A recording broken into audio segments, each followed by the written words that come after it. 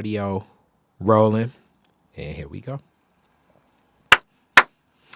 Welcome back to the Detroit is Different podcast studios. And here in effect, 'tis the season, even through the cold, certain things happen all the time. And one of the things that's always going to happen all the time is people would say the first culture is agriculture because people going to be eating. We love it. We love food. We got a whole society built on it. And then really when we get into black food, there's a couple different things that black people don't play about. So I got a doctor in here that definitely knows black people ain't paying about this food, but also making sure that it's from a healthy lens. And this food is the sweet potato, because we don't be playing about that. As much as we do the collard green cook-off, the other thing people always ask about is what's up with sweet potatoes? What's up with sweet potatoes? And I'm going to defer to somebody that definitely knows a whole lot about that. You're going to find out so much more. Dr. Velonda Anderson, how are you doing today? Wonderful. Absolutely amazing in this snowy winter wonderland. Oh, yeah, most definitely. Most definitely. This is, if you own a ski slope, this is definitely the time where you happy. If you're a kid that want to build stuff outside, whether that's forts and snow people and snow angels, throw a snowball at somebody. This is the time to do it. It is. And if you're a person that got to drive through it, you like, oh, my God, I can't wait till spring get back. Well, I'm not a snow bunny, but I do like the change of seasons. I think it's important. And we talk about health and food, but change of seasons is important, too, because we should slow down a little bit around this time of year. Yeah, and then different fruits and vegetables definitely need some of the cold to really grow back what they need in the ground. And then also, 'tis the season, you can get some stuff from different places, and that's best in season. Hence, as my grandma always say, eating in season is the best thing to do. Yes, it is. Yes. So much. We meet at the farmers market for Hope Village Revitalization. Shout out to Hope Village Revitalization. That is the community development corporation of my neighborhood. But beyond that, that's just like the footprint of where we at. But beyond that, you have been offering some sweets that are healthy and tasty for the longest there. You're a staple there, along with some of the other vendors that are part of that and connecting in community. That's where we meet. And now, another introduction. You're connected to the Detroit Black Community Food Sovereignty Network, as I found out, and also an entrepreneur connecting. And then further, I see the hat, a veteran. There's so many things we're going to find out today. So we got to start with your Detroit story. Okay. How many generations deep are you to the city? So actually, I landed in Detroit in 1983. I'm originally from Washington, D.C. Okay. Yes. My husband is a Detroiter, but I landed here prior to meeting my husband after getting out of the military. Okay. All right. So you leave from one chocolate city to another, from like two historic mayors, from Marion Barry to Coleman Young. All right, so first, let's talk a little bit about your D.C. story. What was it like? Did you live there like from a kid on up to the military? Yep, I was born and raised in Washington, D.C. Went in the military out of nursing school, actually.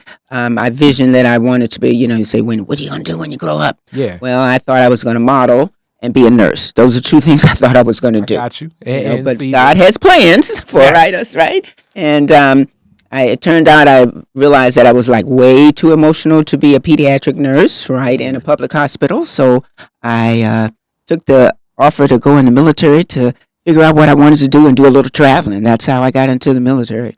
Okay, all right. So first, let's talk a little bit about another chocolate city, D.C. What was D.C. like coming up when you were there?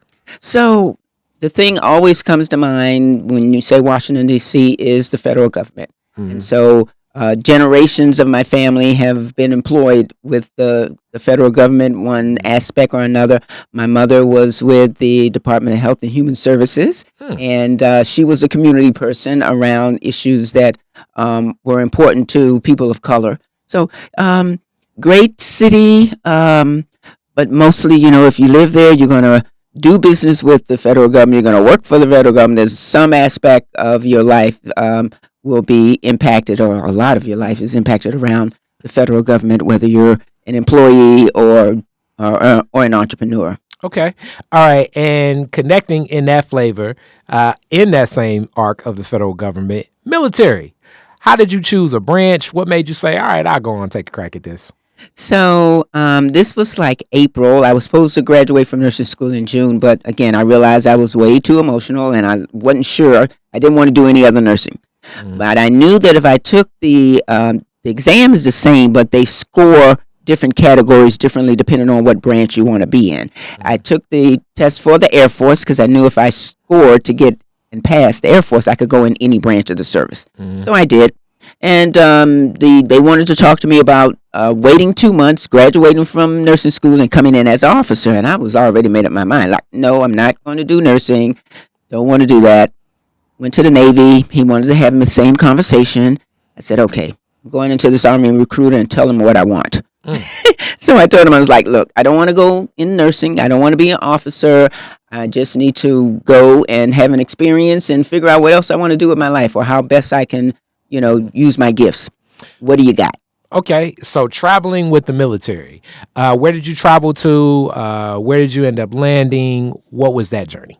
So initially, basic training and the specialty training, I was a military police, was in Alabama. And then I went to California, loved duty in California, Oakland Army Base. Wow. It was, right across from the Presidio of San Francisco. It was a 50-50, which means 50% military, 50% civilians. Not all military bases are like that, right? So that made for wonderful duty as well. The experience was just a rich experience. You realize you go into all these black cities too. Yeah. You like getting a taste of. It's like you went from Marionberry to Willie Brown, and now you busting over to Coleman Young eventually. That's interesting that you said. It's like, okay, and I didn't think about that. It wasn't intentionally that I chose Oakland, California. That is where, and you think about your divine placement, your divine journey. I guess I was supposed to go to all these chocolate cities, right? All these places of getting other ways to learn how sweet potato need to be cooked. Absolutely. Yeah, and that's where I got my introduction to more plant-based eating. As you can imagine, going to nursing school, I was already kind of the mindset of healthy, being healthy. But I was really focused on, at that point, preventions. Like, I don't want to get sick when I get older, right? So that was kind of always in my mind, right? And the experience with California was wonderful. There was a lot of plant-based eating going on during that time. They were probably the leaders in setting the flow of what happened across the maps by the eating habits of folks in California. And this is like around the 80s, I'm guessing. Early 80s. Yeah. Yep. Okay, so early 80s, a lot of the plant-based movement in black communities too, because I'm guessing in Oakland, there's going to be black folks even on the base. Yes. Yep. Okay, so from there, you said you meet a man from Detroit, and then that brings you over this way. So actually, no, I didn't meet Mr. Anderson until years later. Yeah, okay, he's from here. Okay, very good. Yeah, he is from here. So what led you to Detroit then? Well, after I got out of the military, I went back to California because I really liked California. I went from California to Germany. I was stationed in Germany. Loved Germany, European travel. I got to travel quite a bit. Where at in Germany? So we were stationed. The battalion was in Frankfurt. I was partially in Karlsruhe, and then Bad Hersfeld, which was where a military intelligence unit was at. And this is, I'm guessing, if this is the 80s, this is before the wall falls. So this is definitely like height of Cold War. I know this sounds like ancient Egypt to somebody that's younger, and it's so unique now when we think of what's arising between some of the international tensions between Russia and the United States of America that still exists today. But one of those key points was Germany, between East and West Germany, Berlin, and all of that. So that at that time, what did that feel like, just being in Germany at the time, even knowing that it's so many bases, like I guess on both sides that were there? Did you like get a sense of, okay, it's some international things going on here? Yeah, I think we kind of existed with this kind of undercurrent of anticipation, something happening that we needed to as military police, and being right on the border, the military intelligence unit being able to respond. And so you didn't know what that exactly meant, but you felt like, oftentimes we're on alert a lot of times, just keeping watch. So just a little tension undercurrent going on. Also, I think at that time there was more women going into different military specialties that were not typically Traditionally, right. where women So would be. being a military police, that had a different experience when most of my comrades were males. Yeah, I can only imagine the machismo, the whole arc, and clearly just men today, let alone I can only imagine then what you were dealing with, and just knowing how to navigate that space already says a whole lot more so to your character and drawing that line. But especially when things like that are tense, as I bring this up because I have my big cousin Rhodey she had German in high school, and hence I took German in high school for a moment. But before the wall comes down, she had a trip abroad where one of the students forgot something and was playing around at the border, and it just like escalated so much of a tense situation where even to this day she'll say, look, that border was nothing like any other international crossing I've ever seen in my life. So I can imagine military police being what that is, how that feels. Yeah. So from there back to Oakland, what brings you to Detroit? So I got to Detroit by way of Atlanta. Another black city, another black mayor, like Maynard Jackson. You're like checking the box on like all these black mayors. Yeah. And they serious about some yams and sweet potatoes down there for real. Oh, down south, yes, you get your best products from the south when it comes to sweet potatoes. But I was dating someone while I was in Germany, and while I was in California, he reenlisted, and Atlanta was his station, and we tied the knot in California. I went to Atlanta. Okay. And that's how I landed there. Okay. All right. So how long were you in Atlanta? So I was in Atlanta just about 2 years. Okay. And I was in data processing. So I used some of my military benefits to get programming skills. Nothing to do with food or nursing. But I was at that point doing exercise, the fitness, the physical part of being healthy, kind of on the side while I was doing data processing. Job didn't work out, marriage didn't work out. And one of my good friends through the American Legion, which I encourage all veterans to associate themselves with one of those organizations, just the camaraderie and transitioning, coming out of the military, you have your family, your tribe, to help you with that. And my friend Joyce Reeves, she talked about Detroit. I'm going back home. And so once I got laid off from my job and the marriage didn't work, I was like, I don't like it here anyway. I want to go. Let's go to Detroit. That sounds like a great place to be. It's a bunch of people from Detroit that moved to Atlanta. Like, what was she thinking? It was amazing. So you come to the D. I came to the D in '83.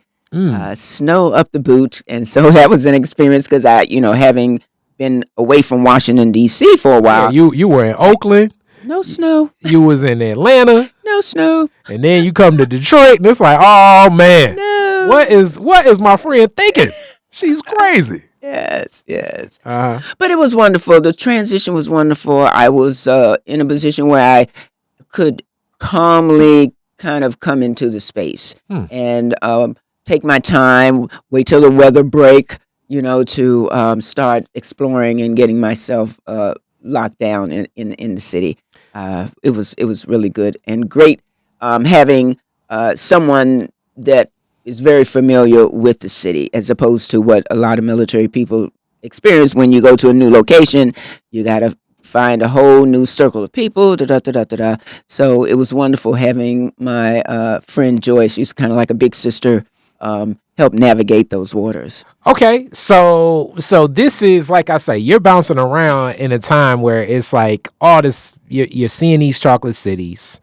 You've even traveled a little bit of the world, and now you're settling into Detroit. And in settling into Detroit, where do you land first? What's the first, like, I guess, space where it's like, okay, I want to work here. This is the community I'm at. Let's start with community. Where do you live? So when I first got to Detroit, I lived in the area 6 Mile and McNichols. You know, I stay West Side now. I live in Rosedale Park, and I think there was a time where I stayed in Southwest Detroit again with my friends at the American Legion. But then I wind up once I got my first rental place back on the West Side. So West Side, so West 6 Mile. Okay, Yes. what was the feel like? Is this like near UAD? Is it near Mumford, or do you even remember like the footprint of the community? Yeah, it's near Mumford. Yep. Okay, so that Mumford neighborhood. Yes. All right, that feel in that community.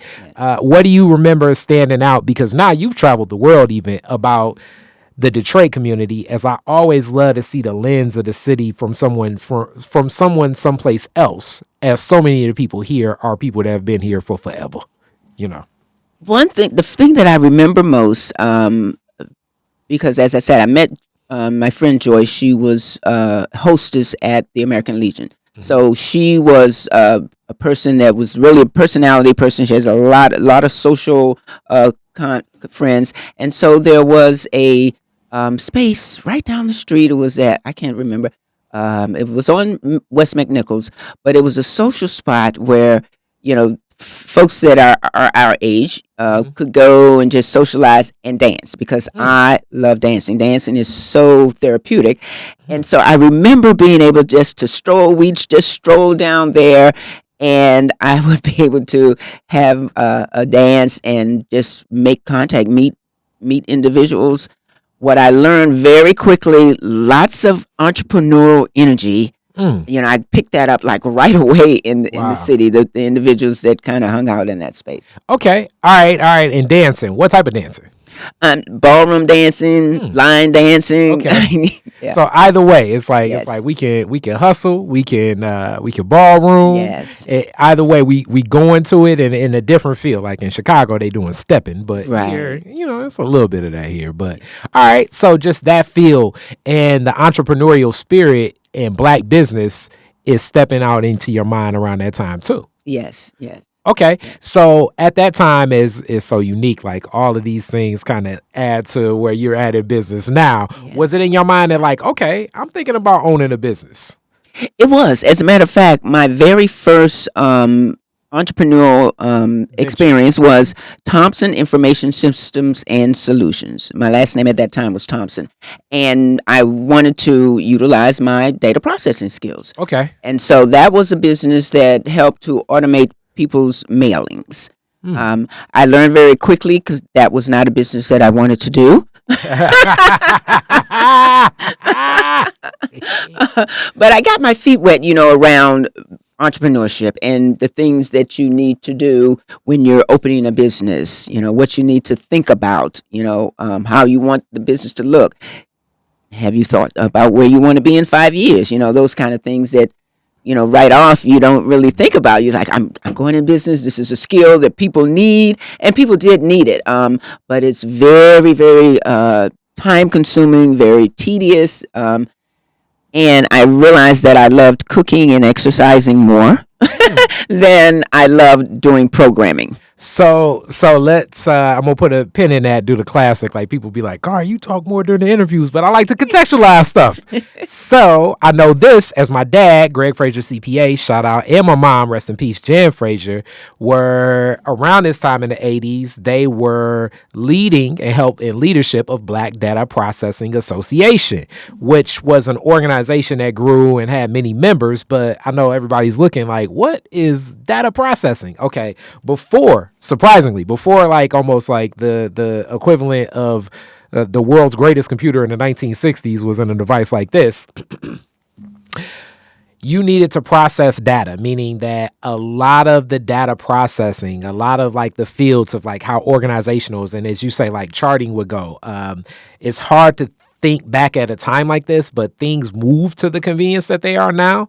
And even to people my age, I'm 40, you got Microsoft Office, and that has Microsoft Word, Microsoft Excel, and then it's this program that you're like, what the hell is Access? Access. Yes.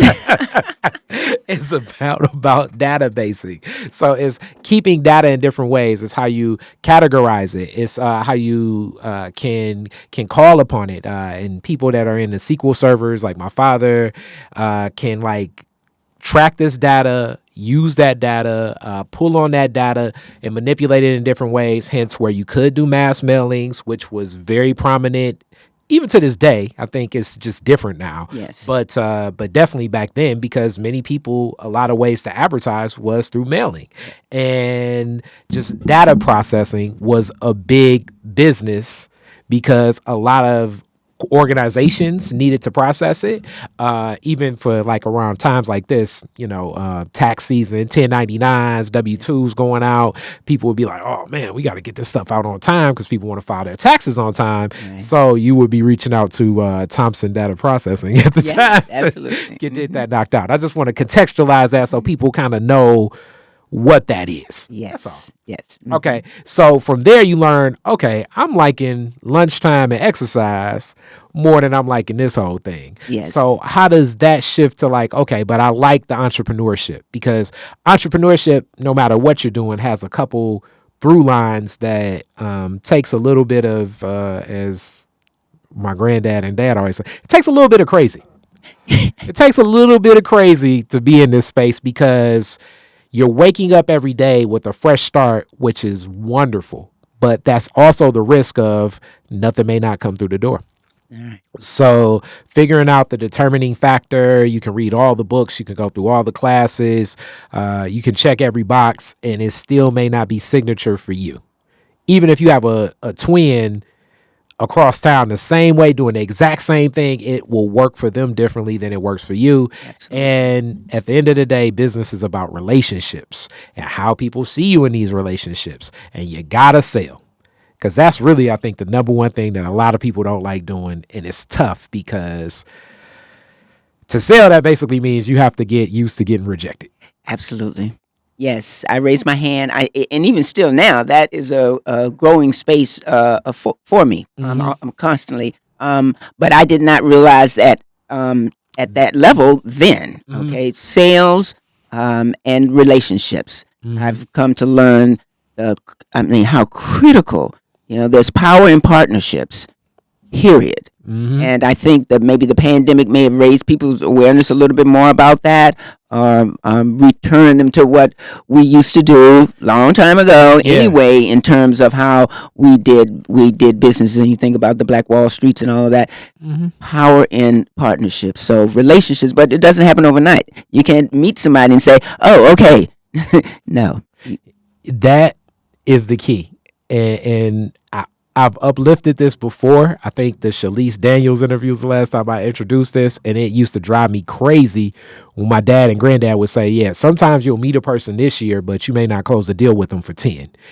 And, if I'm 25, it's like 10 years. It's like more than, you might as well say that's 1/3 of my life. What are you talking about? But that's how business is. Absolutely. And it's not, in your mind, it may not even be anything against you. I just have to, it could be getting the ducks in a row the right way. It could be other ideas, and you have to keep other opportunities afloat while you are waiting, quote unquote, on that large opportunity to come. Right. And sometimes while you wait, those other opportunities become larger as well. And you took a liking to this, obviously, because you're still in business. What was it that stood out that's like, okay, I like being my own boss even back then? So I think the experience around Thompson Information Systems and Solution let me know for sure that I wanted to be an entrepreneur. I liked being able to create opportunities for other folks. So I'm thinking, oh, okay, you're not going to do this forever, but what impact are you really going to have? I mean, like, what does this really mean? So I knew then, because I was able to hire folks. So being an entrepreneur, you can create jobs. You can have, what you're doing really has an impact on somebody other than yourself, right? But I liked the independence. I knew that the sky would be the limit. The limitations were not as what they would be in an organization, right? And then I could create. I mean, the again, the sky's the limit. But again, I knew I didn't want to do it in data processing. And I really tip my hat further to you because coming from DC, as you uplifted, like, and in that era, period, like, nowadays, my age, I'm a little older, but 20s, 30s, they're all saying, I want to be an entrepreneur. I want to be an entrepreneur. But 20-year-old, almost like to say you wanted to be an entrepreneur in the 80s, people looked at you like you were crazy, let alone you have family from DC where it's like you could get this good federal job. Yes. You in the military, you could go back and then make more money in the military. Like, this was just the echoing factor, I think, just throughout. So you definitely had another layer of confidence too, because I'm sure with family from DC, everybody's like, well, you could just become a level 3 or a level 4 or a level 5 or a level 6, and then you get a good pension and you be set for life. Absolutely. Oh, I got that a lot. Even when I was getting ready to go in the military, I mentioned it to my sister, and I thought she was going to have a heart attack. I was like, really? So, yeah, I got that a lot. And I was able to, I got here in 83. Within the year, I was working for the city of Detroit. I was working for the city of Detroit in data processing. I was in the computer operations. Shout out to Kevin Quiggle. I don't know if he's still out there. He's probably retired at this point. All right. But I met some really impactful individuals. I have a posse of friends that came out of that space, and we're still friends now. But because I like exercising and I was having fun, it's like, okay, now I know people will do more of what I do than what I tell them to do. So if I'm leading exercise and providing it in a space where they could, easily drop in, they'll do more exercise because people needed the exercise. I could see my people needed to have better habits around eating, but, people are working, people's schedules are busy. You want to make it convenient for them to be able to do that. So working out at the wastewater treatment plant, I got a couple of opportunities to share my skill set around food, eating healthy, exercise. And I think there were a couple of times where we did like lunchtime, something for the employees. And so that I just was overjoyed every time I was doing that. And I was like, oh, wow, I could make a living staying in shape. Wow. I want to do that. Yes. All right. So I love that too. So around what time do you say, okay, let me get into this business in wellness? And what was the first iteration of that and when? So Be Fit Incorporated was the organization that I created to kick off my entrepreneurial journey in wellness, right? I got the opportunity to work with the YMCA and do exercise class. What YMCA? It was the YMCA. They were on Jefferson at the time. Okay. I don't know what that building is now. Okay. But I also had the opportunity to get connected with the Coleman Young Recreation Center. And that relationship, there were so many leaps and bounds that I have taken and roads that I have experienced in my wellness journey and my work that came out of the connection with the Detroit Recreation Department. Yeah. So this starts in what year? This was around 87-ish. So 87, and this is also around the movement, I guess, that's starting, and it's been different arcs of this, but still more of an awareness of a fitness movement, aerobics, calisthenics. It's more than just Jane Fonda on television, Richard Simmons, and like it's kind of movements in this arc. in the Absolutely. classes of how to definitely make sure you're caring for your body as well. That's a part of pop culture. So it's Yes. always existed. And then what's that one older dude name?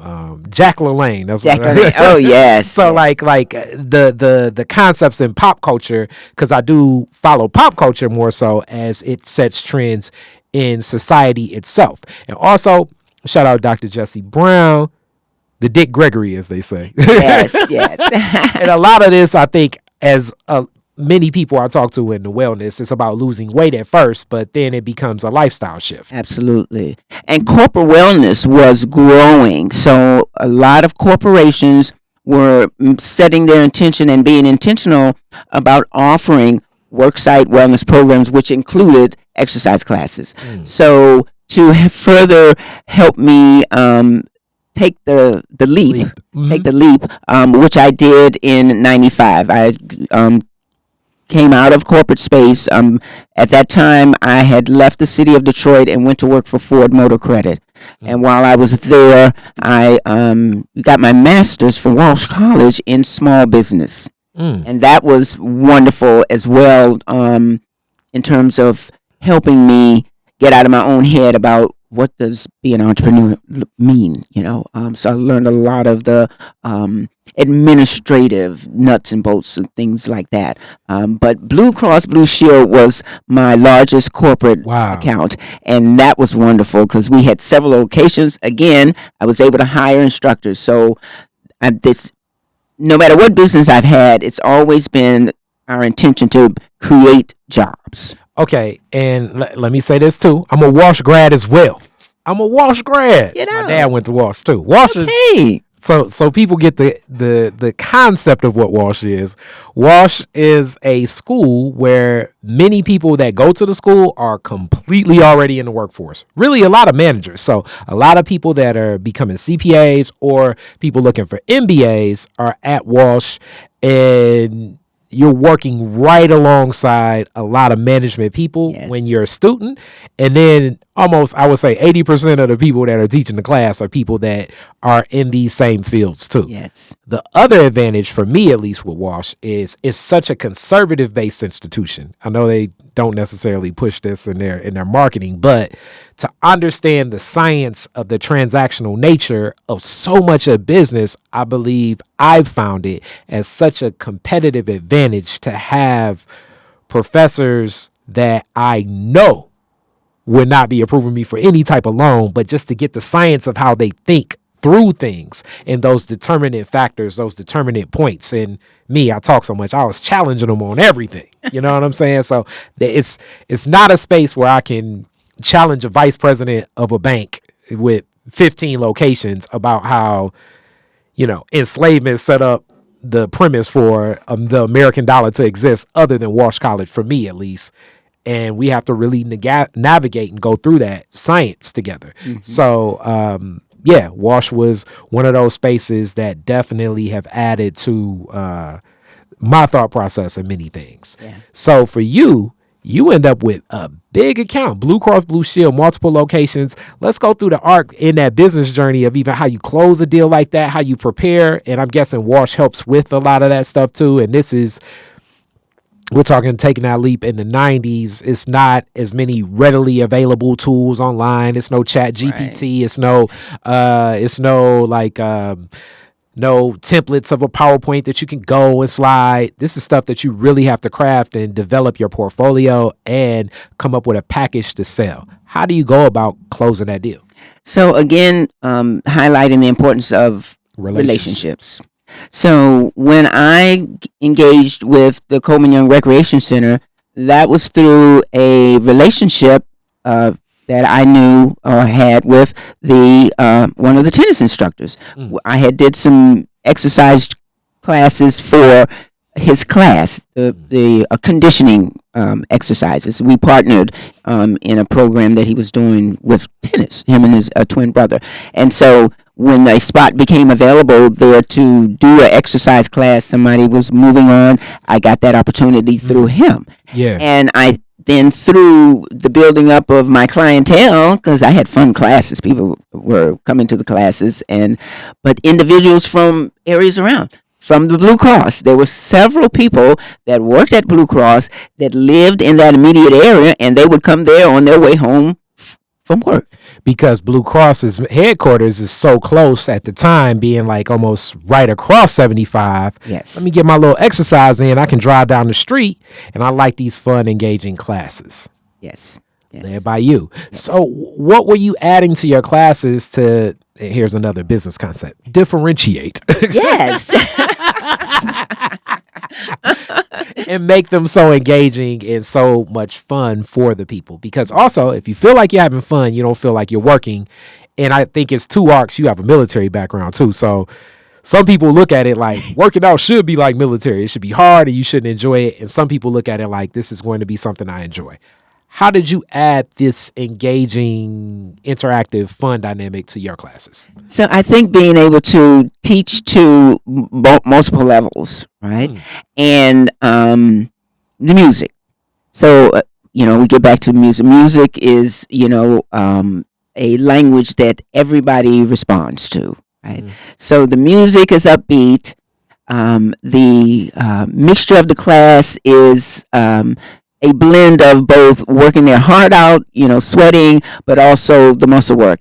And then I'm often doing taste testing, bringing in different recipes for them to snack on after they've had their workout. So a little bit more attention, to, help them in both aspects of the journey, both the food and the physical activity. Okay, all right. See, that's a heck of a differentiator. So you have some healthy food that tastes good, and I got a good workout. So I don't feel like, oh, man, I just did a whole great workout, but I'm driving by Wendy's and I want to go basically eat whatever I worked out on. But now I'm offered something because I know that they're going to want to eat. So, yeah, that's going to be key. That's going to be key. And then having them take ownership of the class. So the classes at the Recreation Center typically ran in 6-week cycles. So at the end of the 6-week cycle, you get their feedback on like, what do you like? What type of class? Do we still want to do step aerobics? Do you want to do something different? And I had them doing all kinds of things: hula hoop, jump rope, step aerobics, males and females were in the class, which made it really great. Then when I decided to do my first exercise video, I recruited individuals from the class. Okay. And that was just so much fun. They were excited just to be able to do that, to have that experience. Like, you want us to be in? Well, yes, it's for you guys. This is your exercise class. I created this. The class has been successful because you guys have been participating. When do you do that? So that was, the first video was in 95. Yeah, first video was in 95. Okay. And also, that's another thing is I love this production and history and art. You can see I love that stuff. So, like, the production of also an exercise video is not like what it is today. That's like going to be a crew. You're going to need audio. Even to execute it today, you need certain things. But, almost like you can do this today. Whereas, no, you were coming in with production, a set, and that engagement would be a different amount of energy where people feel, key thing, a part of something. Absolutely.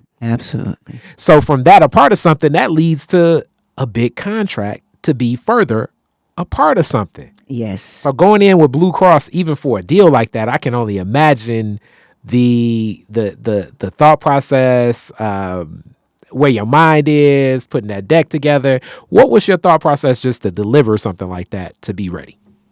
So it was listening to what some of the individuals actually that connected me with the HR person, listening to what they thought they wanted at work.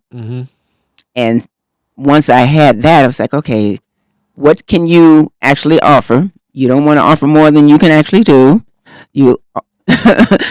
Wait, I got to stop you there. A big, that whole, what do they say? They say, over deliver, under promise, over deliver. That's real, because if you over promise and under deliver, you're probably not going to have a lot of retained customers. Absolutely. And I knew that meant covering 3 or more locations, right? So like, okay, you want to present it in a way, maybe it's graduate, maybe you don't do all 3 locations. Let's, offer up, let's launch with 1 location and then, Grow into. Yes. So I think that was very helpful too, that I had given thought to not saying, okay, I'm going to take on all 3 locations at one time, when I knew I only had at that point 2 other individuals that were already, in the mindset of us growing, helping grow, and we're going to be at locations. So, all right, and also that shows a lot of wisdom from you, because especially as entrepreneurs, sometimes it's like yes, and we'll figure it out later, as I sometimes have done that, and then figure those pieces out, and then it's only 24 hours in a day, so it's going to be other stressors, but also entrust in building your team. How have you made the selections over the years, I guess even back to the data processing, of building those relationships to have people represent your business, and then I guess grow a culture where they're included but also are executing the vision that's been created? I think the biggest thing is about having the conversation with folks. You're sharing where you're at, what you're thinking about. At our coffee hours, our weekly check-ins, we, sometimes it's just a phone conversation, where the 3 of us, I think at the time, just talking about, okay, so like, what are you really trying to do with this? Oh, I'm just doing it on the side. I don't envision doing, but okay, well, this is what I'm thinking I'd like to do, and where do you think you'd be in my journey, or how can I help you go down the lane that you're trying to do? So having those conversations, I knew or had an idea of like, okay, if I got this person probably would be like right on board with me, and I could subcontract to them. Okay. All right. I'm with it. So that contract and this iteration of business, how does the fit business become Sweet Potato Delights? So, in between the exercising and the food, because I never visioned myself being a food entrepreneur. When I went back for my doctorate, it was because the industry had shifted. This was some years down the road. The industry had shifted. Corporate wellness was decreasing in how they wanted to deliver corporate wellness. So now a lot more companies were offering memberships to locations, Planet Fitness or whatever the ones were, as opposed to having individuals or companies come on site. Mm-hmm. So that shifted. But in that shift, I was doing more personal training, which meant that you have to when you're doing personal training, ideally you're doing the whole picture for them. You're doing their exercise, working them out, but you're also addressing their dietary habits. And so I knew that I was an expert at the exercise, but I really didn't feel like I was an expert in the food. So I went back to get my doctorate, right?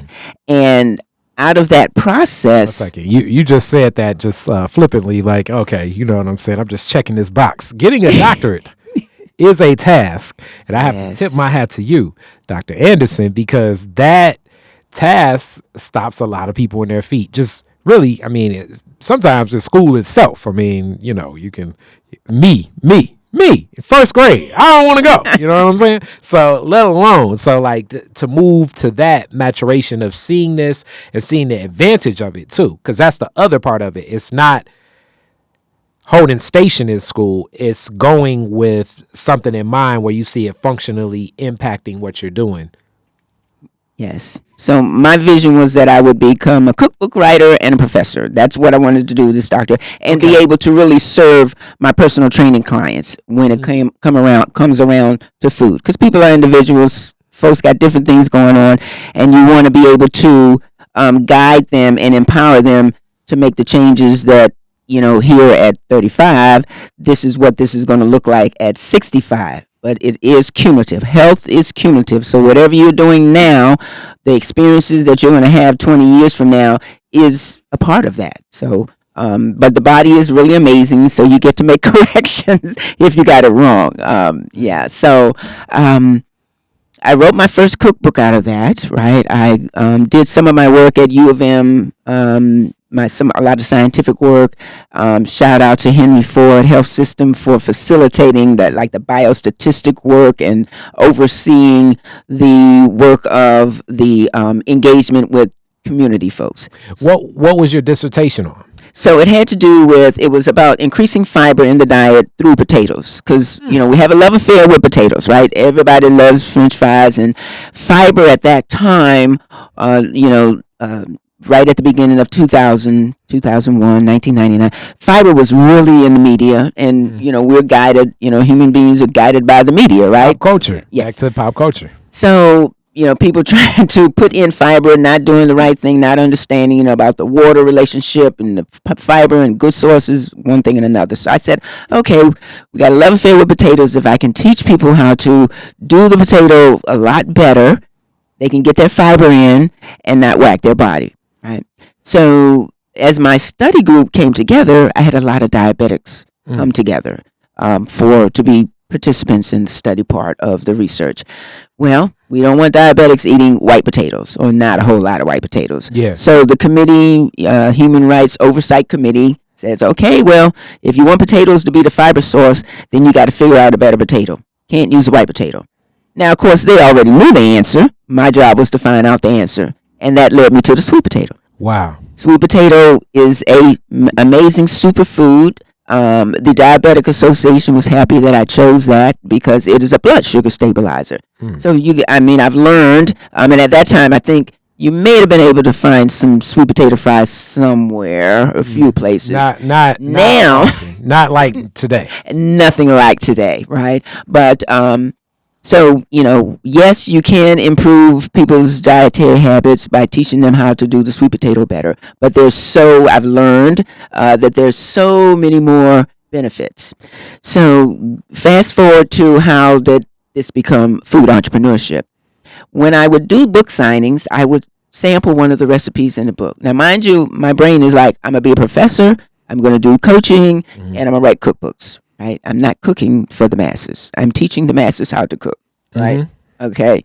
Guys, you just don't know. I have something different for you. You make plans. You make plans. Right. Yes. So I would sign the autograph the book, and people would love this cheesecake, sweet potato cheesecake. And I'd say it's on page 60 of the book, and they'd kind of look at me like, I'm not about to do that. You know yours is better. Can you just make it? We'll do exactly what you say do. We'll eat but you should do food. You should. I'm like, no. It's on page 60 of the book. So eventually I stopped resisting. It took me about 2 years to stop resisting, and I started selling the cheesecake. I started selling some of the baked goods as a cottage law, what Michigan Department of Agriculture calls cottage law. So let me explain what cottage law is. So cottage law is basically, depending upon the mass amount that you produce and offer to the market, that's basically to sell.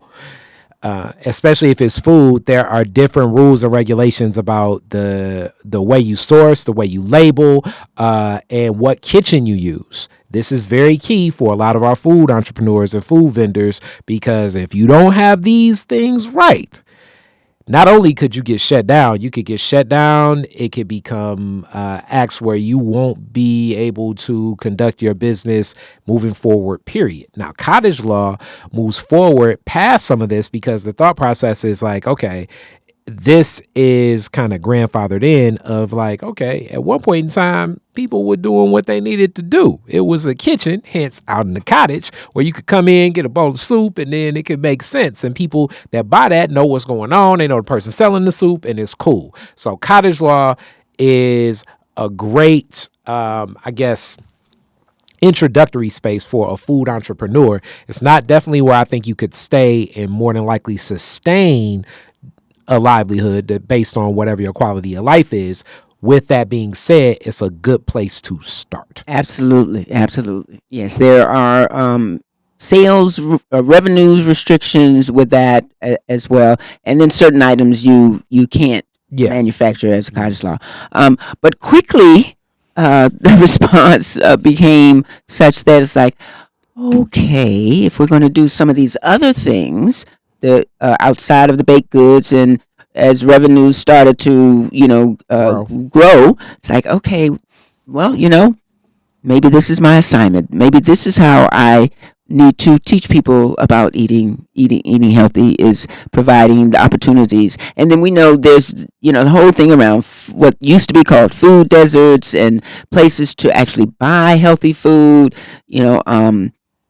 I think at this time became very active with urban ag, and I met Baba Malik. He was at that time the owner of the Black Star bookstore, but the co-op buying club, it was a buying club at that point. I joined in the buying club and started just becoming active in the work of food access.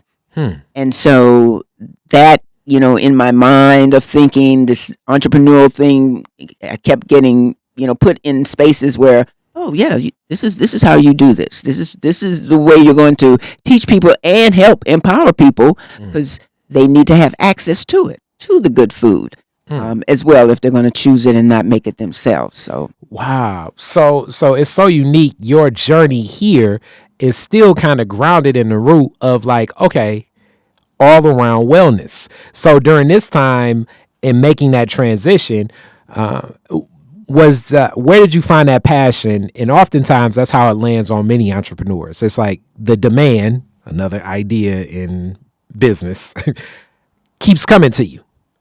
And any true entrepreneur, it's going to get to a point where like enough people ask for it. It's like, man, I guess I got to do this.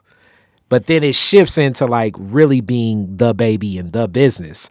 And you ingratiate yourself in such a knowledge base now of learning the urban agricultural movement, understanding some of the people, back to the relationships of what's happening. How are you sourcing your food? Like, let's reframe this question to this. How is this journey of engaging more in the community around Black food sovereignty changing the way you even look at your business? That's a really good question. It made me think more of like, okay, when you're talking about the business plan, what is the end goal? At the 5 or 10, 30-year point, when you're, working in your succession plan, it's to not only empower people and make good food more readily available, but to also nurture the growth of future food entrepreneurs, chefs, or what have you. So I'm believing that no matter what information, what I've learned, it's not for me, it's for me to move it back to the community, to the future in some manner. So I think giving the opportunity to be in spaces, to volunteer in some of the, at the farm or on different projects around food, particularly when it comes to the young people. And that created another opportunity for me where I created a nonprofit organization in the meantime. Right? Here we go. I love it. That was called Mo Better Health. And that too was based out of, the programming was based out of Coleman Young Recreation Center. And it was after school programming for physical activity and food. Again, back to the relationships. I already had BFit. BFit was still doing its thing, right? And I had an event called the Born to Be Fit Fitness Carnival. Did that every year. One of the individuals that was working with the sports and recreation department there at the city, I'm guessing. Not at the city. It's not the Skillman Foundation. It was called Sports and Rec. I can't remember the exact name of the organization, but it was an organization that provided funding to nonprofit organizations that did programming for youth. And Alicia Renee Ferris, she was with New Detroit at that time. And at the carnival, it's just like, well, what are you doing for kids? I mean, the children, we want to implant those good, healthy habits in them as early as possible, right? Then you don't have to wait for, 20, 25-year-old catching whatever kind of ailments they're having. And so through her, I was able to do the programming, the nutrition programming at the recreation center, and eventually wind up doing double Dutch jump rope with them for their physical activity. Wow. So, So this carries on, and you're making these connections over time. Where does that bring you where you're at today with Sweet Potato Delights and also Be Fit? What's happening today in putting those seeds in where that legacy carries on? so I'm really, kind of excited about the space now, where we're at. Sweet Potato Delights and the Foundation for Future Foodies. So Sweet Potato Delights is the entity that manufactures vegan sweet potato based baked goods, mainly for restaurants, health food stores, co-op grocery stores. Pre-pandemic, we were going down the groceries, big box grocery lane. Pandemic shifted us, but what we know is that these are the places where I, as a nutritionist, would want people to eat, would want people to shop for healthy foods. So being able to place a product in a space at restaurants, as a nutritionist, people say, well, where should we eat? Go here, go there. And so that's a way that we choose where we place our baked goods at. Is this a place that you would recommend somebody to eat? Are they really conscious around plant based or getting people to eat more plant based? Because you don't have to be a vegan or vegetarian to put more plants in your diet, right?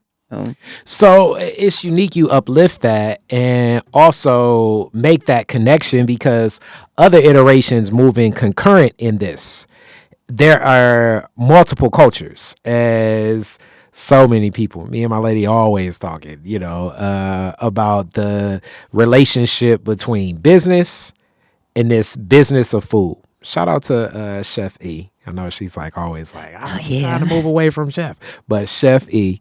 But the business of food is so different than just how we think about, that, as they say, that garden to plate experience, unless you really go through that. And then that's another iteration. Selling to a store and stocking a store, depending upon when the store stocks its shelf, how they pay out. A lot of these stores may pay out, the larger the store, they may pay out twice a year.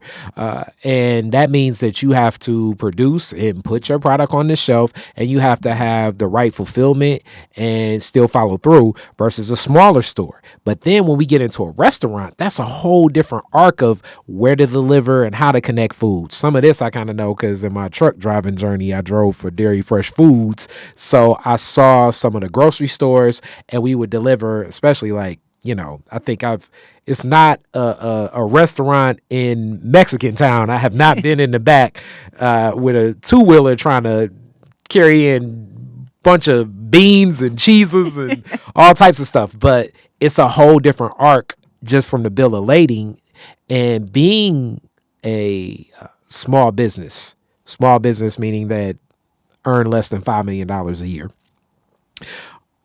Navigating that space already takes a great amount of business skill sets too, because what the restaurant owner and manager, whoever is in that role, is thinking about what needs to be delivered and when it needs to be delivered, versus the person that owns the store, the grocery store, versus the person that may own the health food shop or even the health food stand. These are all different purchasing decisions and different ways and waves to get into their thought process of what the buy is. And that's just the person buying it, let alone to a person stocking it, versus the person that's the hostess or the waiter at the restaurant, versus the person at the health food stand, because we're dealing with a lot of people in a lot of transient work that are the workers that will actually get the food to you, versus the people that are making the purchasing decision. So navigating that space, I like to give the full scope for people to understand it, even if you have some of the best tasting stuff. And the person that buys it even knows it's great tasting. It still needs to cut through a lot of noise to deliver, and you have to have an understanding of it. How did you prepare your business for this different ebb and flow from that space where Be Fit is more like a contractual basis, where it's okay, I'm going to sign this contract, get a good retainer, and then you all will pay it off over a couple months, I'm guessing, versus now we're in that spirit of, some of these stores may actually say, hey, give us 100 pieces and we'll see how it sells at a discounted rate, and then we'll make a decision if we want to buy more. How did you even prepare your business for something like that? So I think so farmers market season, I would say is diversifying who the customer is. So or what your revenue streams are, right? So not only do we sell wholesale to retail, cafes, restaurants, and co-op grocery stores, but we do farmers market during the farmers market season, right? So from June to middle October, most markets end in the end of September. But so we do a number of farmers markets, right? And we started out in the farmers market pop-up space and got really good traction before we started going into the stores first, and then now the restaurants, right? So the conversation from customers at the pop-ups, at the farmers market, which is really key because with the farmers market, they want to know where they can go once the farmers market season is over. So that helped drive us to the locations. They'll say, oh, well, this restaurant is in my neighborhood, or do you know about this new food? And so then it's on us to make the contact, do the sales pitch, if you will, sample packs. You mentioned about consignments, different things like that. So each individual business has to decide if that will work for them in their revenue flow, because it doesn't always work. And quite frankly, if you have tested your product and you have good traction, what have you, maybe you don't offer consignment. We don't do consignment. I think maybe earlier on, some years ago, we may have done consignment, but we don't do consignment. We wholesale. There's different terms for different locations in terms of net 15, net 30, or what have you. I don't know, did I answer the question? You did, and you introduced another one of those economic concepts that I didn't hit on the head, but as a person that was in the music before, consignment is basically like saying, okay, I'm going to deliver. I used to do this with a lot of my CDs. I'm going to give you 10 CDs, and then I'm going to come back and check your stock. And then by checking your stock, that means you sold, if 5 CDs are left, you sold those 5. So let me get the money from those 5, which a lot of businesses start in that space. And it's tough. But I think one of the toughest things about the food business across the board is the fact that, one, perishable, meaning that it will spoil. It should spoil, because food that doesn't spoil, that means that it's horrible for you, right? Right. So the perishable item fact of it. Also, the price of what food is so variable. Sweet potatoes today may be a completely different price 3 weeks from now. Possibly 2 days from now. So it's a variable in price. And then the other elephant in the room is oftentimes, especially my friends that make that do dinners and food from that lens, for direct to consumer, as they say, another business concept.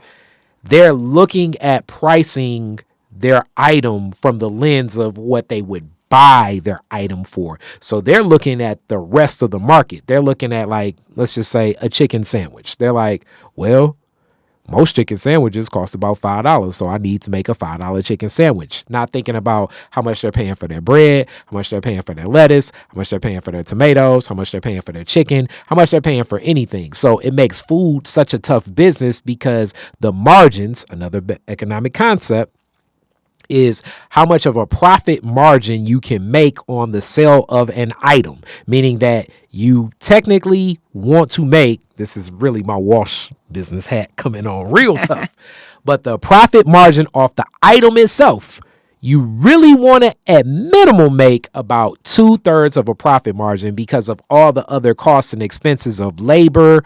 And I'm just talking about the items into it as well. My father being a CPA and this is cost of goods sold accounting, as they would say.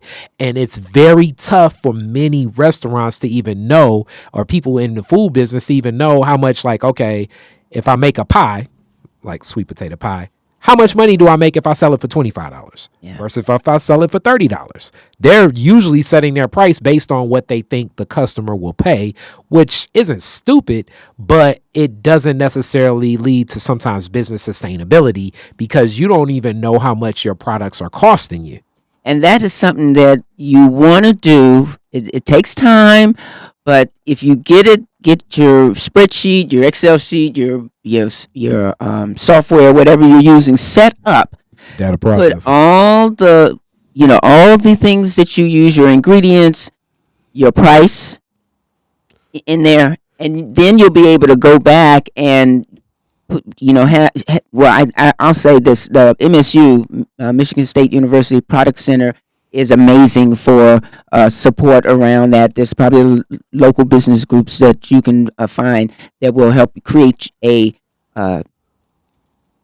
worksheet for you where you can put the product in, the ingredients in, the pricing, ounces, and then put your recipes in, and it will generate for you what it costs you, and then you can select what you want your profit margin to be, and it will recommend what should be sold. And it's tough too, because I've sat just from the lens of, you all see from this discussion, you see I like business. So when I sit, especially with the food entrepreneurs I know, they're always thinking to themselves like, nah, I know I can find some eggs for $3. No, you need to think the opposite. You need to think that everything's going to usually cost you more. And if it costs you less, great. You got more of a margin. And that strangles so many food businesses, especially when it comes to things like, as you talk about baked goods, because it's like you may be based on like, okay, I need to know how much the price of a whole pie is, a half pie, a quarter pie, a piece of pie, and a slither of pie. And then that will help you know, okay, each step of the way I'm making money from it. And then the other key piece, I think, in making that price determination for a lot of the food entrepreneurs I know that are making food is they forget the labor costs. Yeah. Often we do, because we're not paying ourselves until, year number, whatever. Mm-hmm. Yes. So you don't put that in, but yeah, we got to put that in. They recognize it when they get that order for, I don't know, Eddie Murphy's in town shooting a new movie, and he's like, yo, I want 100 pies. And it's like, in 2 days. So it's like, now you got to pay somebody. So now you're thinking about the labor costs, but you have to think as though that Eddie Murphy order could come in anytime. So paying yourself, and even that assumed costs. Hence, this is back to like, this is the other thing. People say, what do you mean you go 10 years without paying yourself in a business? That's how you go, because you're not paying you in labor. When you're making, I mean, me included, when you're making your determinant factors of what's going in, you're not thinking to yourself what goes. You're not thinking to yourself, okay, my oven can produce this, or, I have this much freezer space, I have this much refrigerator space. You're thinking this was cool. It's Christmas time. I made, an extra, $600. I probably can ride this over to thinking like, okay, Valentine's Day is coming up. I can sell some stuff there. It's a Super Bowl party coming up, and you're in business. So how do you really make sure you even know what you're making in business? Yeah, you have to get friendly with your financials.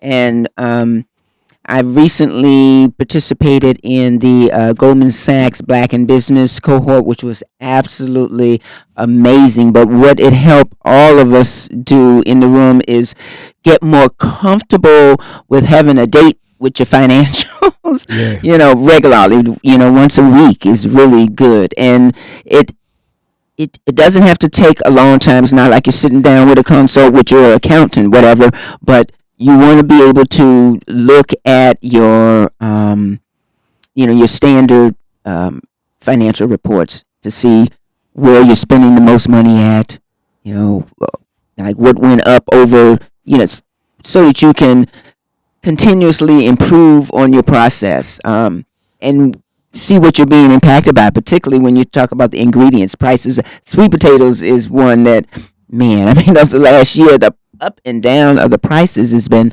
like amazing. You can see it $17 at one point for a 40-pound box.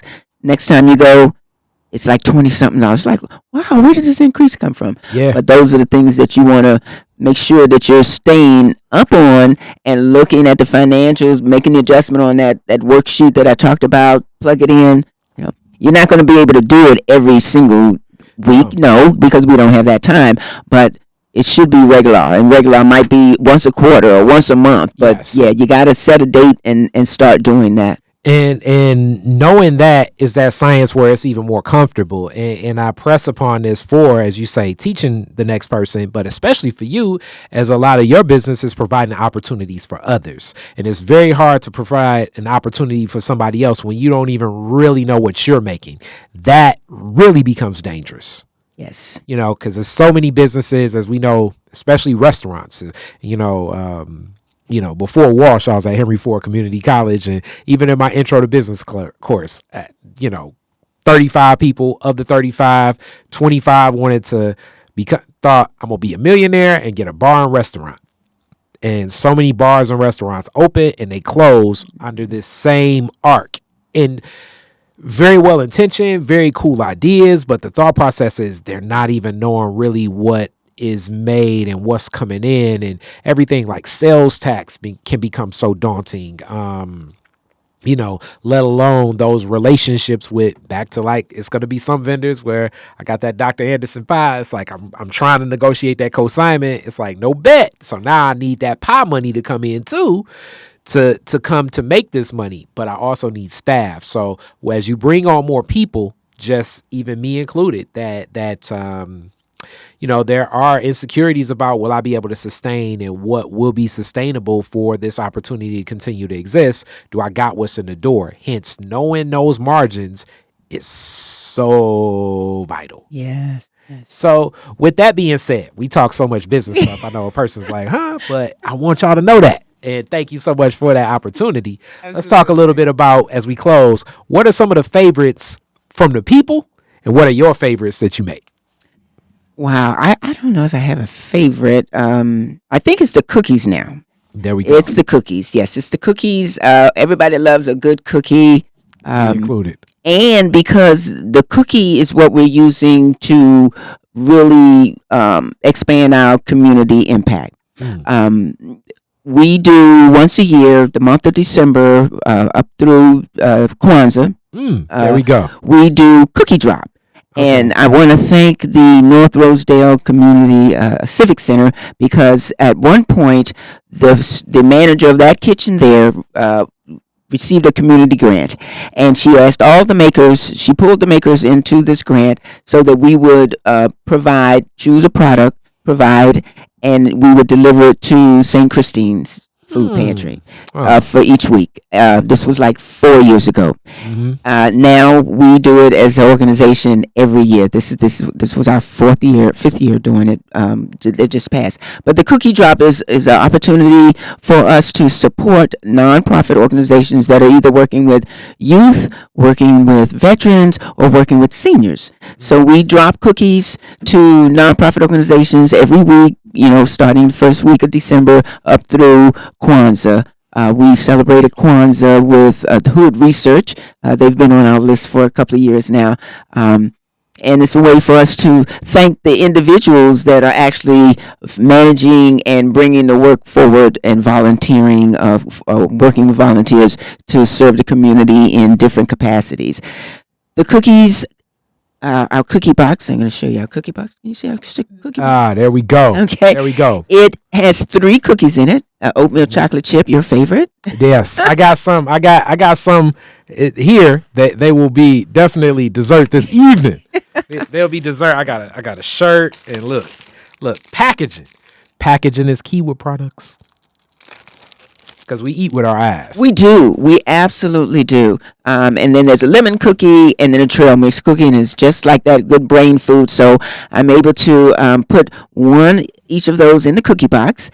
And our collaboration this year, and in terms of upping our game in community impact, is to partner with nonprofits for fundraising purposes. Okay. So we will provide X number, whatever we agree on, cookie boxes, and the cookie boxes sell for $10, and the nonprofit gets a portion of the proceeds, and we kind of act like the Girl Scout cookie, if you will. Kind of similar, but healthier version. I'm with it. Tastier version. And black owned. I'm with it.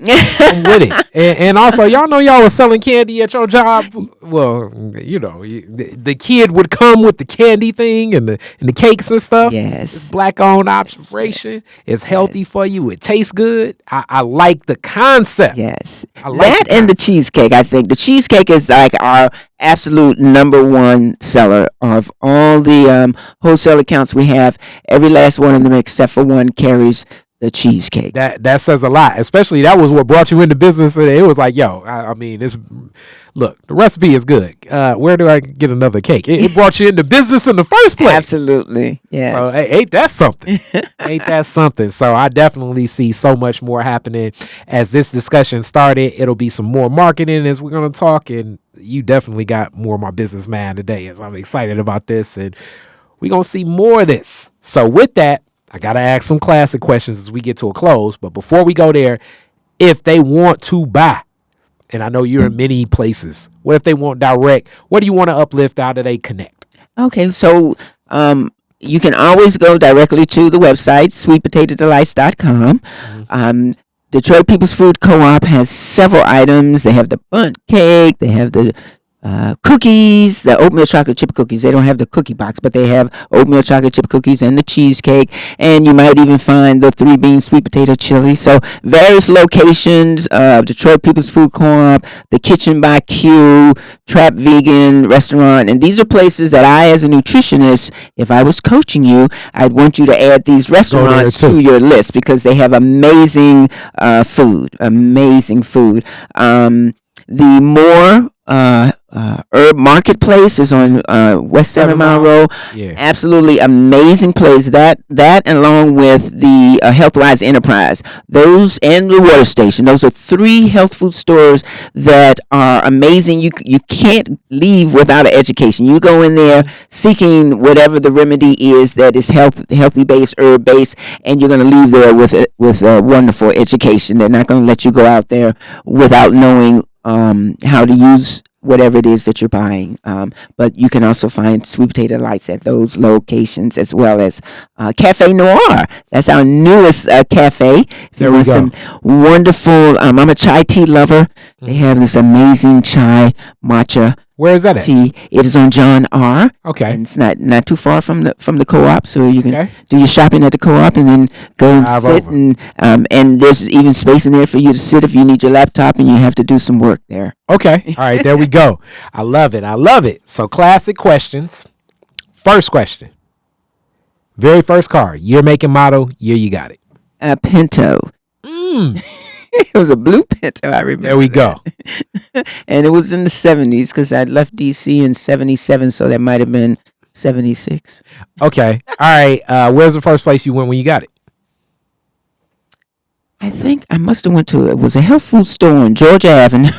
There you near go. Howard University. Ain't that something? Even back then. Even back then, you were going to the Dr. Anderson of the day. Like, where the cheesecake at? It's like, I'm trying to give you the recipe.